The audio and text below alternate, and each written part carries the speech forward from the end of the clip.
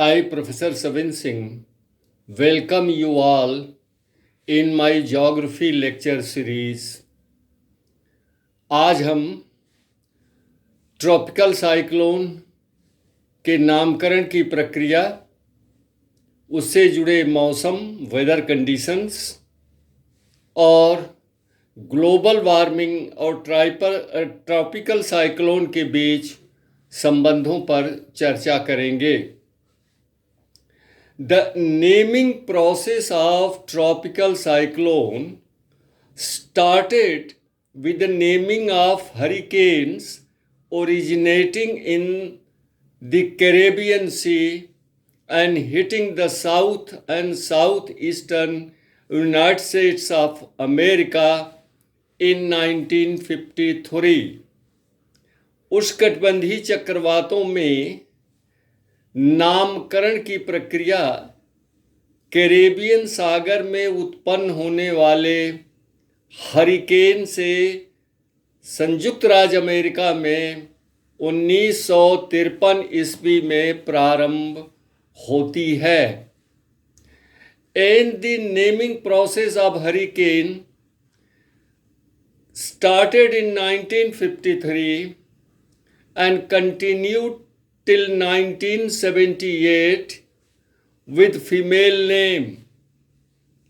संयुक्त राज्य अमेरिका में हरिकेन का नामकरण 1953 से 1978 तक महिलाओं के नाम पर होता रहा. But the women activists in United States staged a very strong protest about the naming process of hurricane only on female names.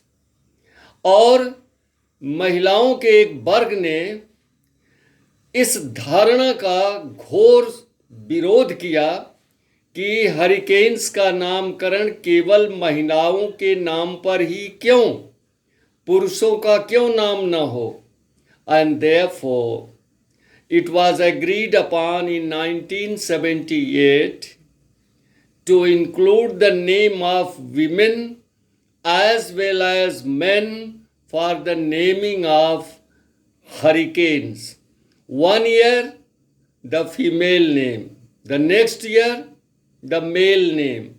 The next year, female name. And so on. और ये प्रक्रिया आज तक चल रही है. As regards naming of tropical cyclones in South Asia, including 8 countries: Oman, Pakistan, India, Bangladesh, Myanmar, Thailand, Sri Lanka and Maldives, began in 2004. दक्षिणी Asia के 8 देशों में, जिसमें Oman, Pakistan, Bharat, Bangladesh, Myanmar, Thailand, Sri Lanka और मालदीव सम्मिलित हैं, अरब सागर और बंगाल की खाड़ी में उत्पन्न होने वाले चक्रवातों के नामकरण की प्रक्रिया 2004 ईस्वी से प्रारंभ हुई, जबकि इन 8 देशों ने मिलकर के 64 नामों की एक लिस्ट को स्वीकृति प्रदान की. A list of 64 names by these 8 countries was agreed upon in 2004 और प्रत्येक देश से 8 नाम लिए गए.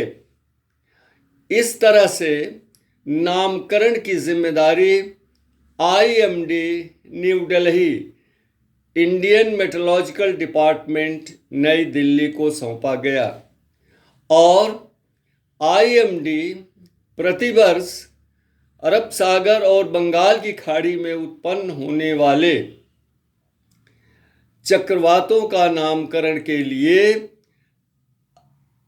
अल्फाबेटिकल ऑर्डर में एक एक नाम चुन करके प्रस्तुत करता है स्वीकृति के लिए। So the names from the list of 64 names is selected according to alphabetical order by IMD, Indian Meteorological Department। इसी तरह से हर क्षेत्रों में जहाँ पर प्रत्येक क्षेत्र में जहाँ पर ट्रॉपिकल साइक्लोन उत्पन्न होते हैं उनका अलग अलग रूपों में नामकरण किया जाता है। जैसे चाइना में अलग प्रक्रिया है, जापान में अलग प्रक्रिया है, फिलीपींस में अलग प्रक्रिया है, एंड सो ऑन।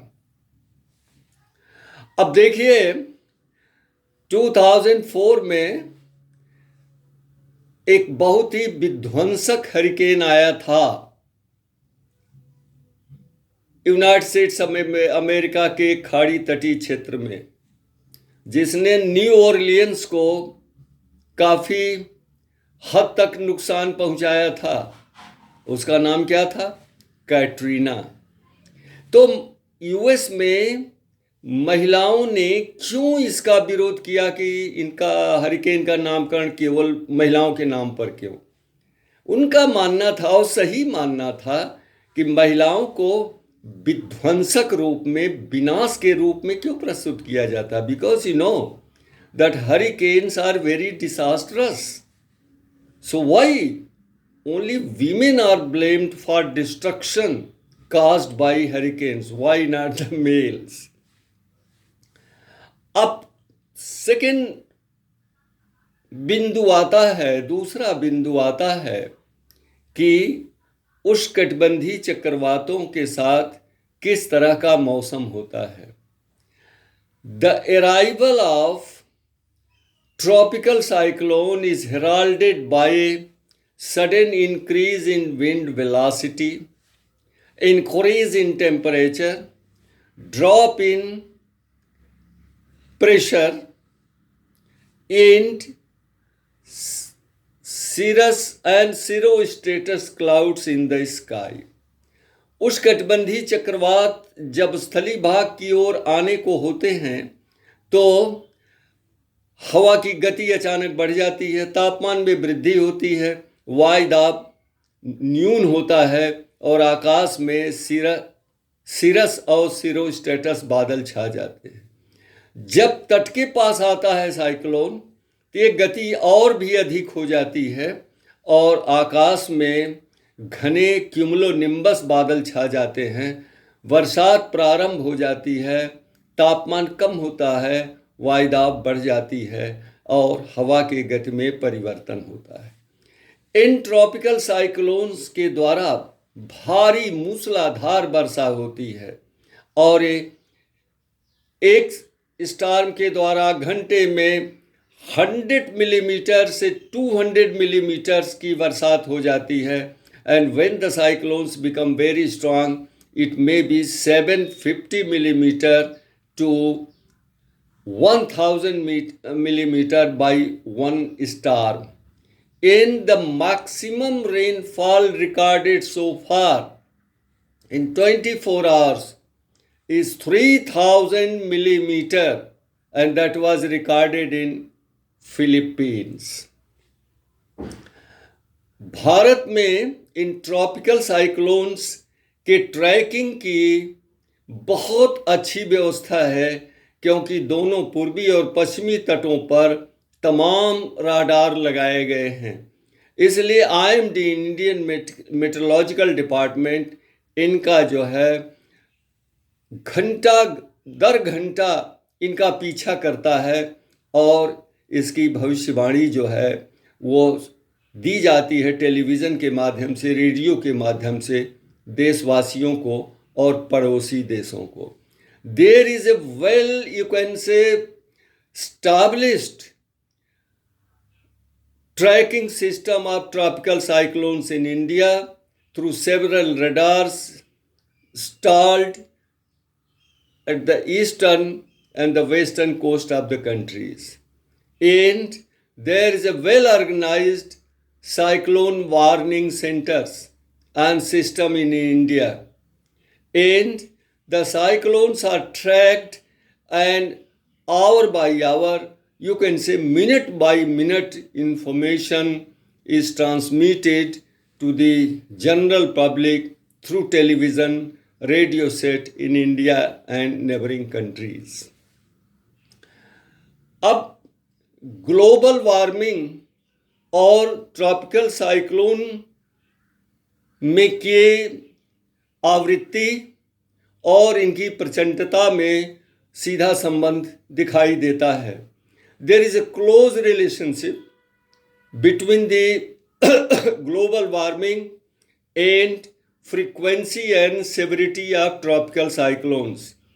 अगर हम 2000 ईस्वी से 2020 तक हम अगर देखें ट्रॉपिकल साइक्लोन्स का, कम से कम अरेबियन सी और बे ऑफ बंगाल में, तो इनकी संख्या और इनकी प्रचंडता में काफ़ी वृद्धि हुई है.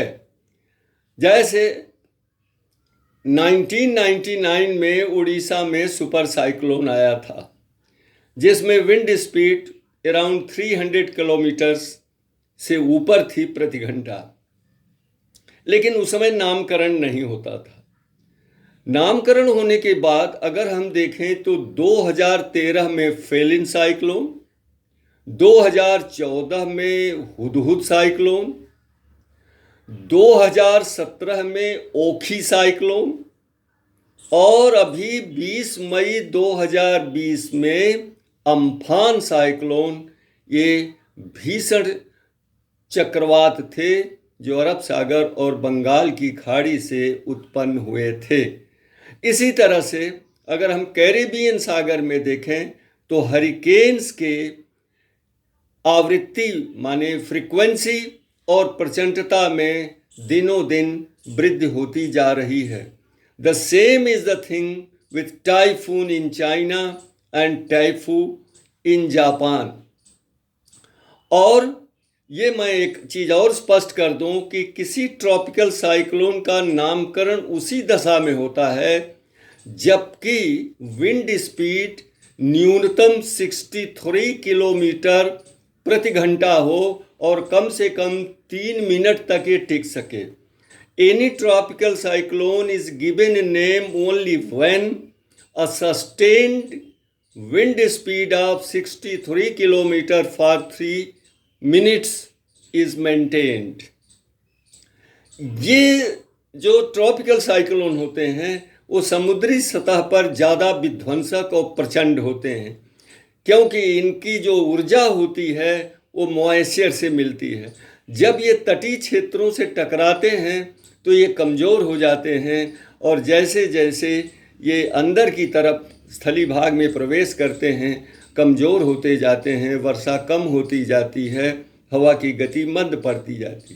And therefore the tropical cyclones adversely affect only the coastal region of a particular country or a particular continent. In tropical cyclone के द्वारा कितनी आपदा उत्पन्न होती है और उसका प्रबंधन कैसे होता है, इसका विवरण अब हम तब देंगे जब हम डिसास्टर मैनेजमेंट वाले विषय को प्रारंभ करेंगे. नमस्कार.